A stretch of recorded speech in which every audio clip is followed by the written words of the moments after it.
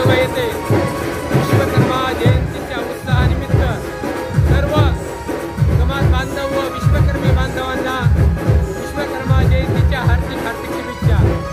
या कार्यक्रमांतर्गत आपल्या देशाचे पंतप्रधान PM विश्वकर्मा मोदी योजना या 12 बलुतेदारांसाठी कार्यान्वित केली आहे।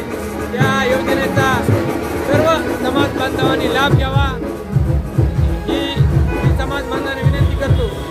आणि हे कार्यक्रम विश्वकर्मा जयंतीचा वर्षानुवर्ष आपण समाजरूपी करत आहोत।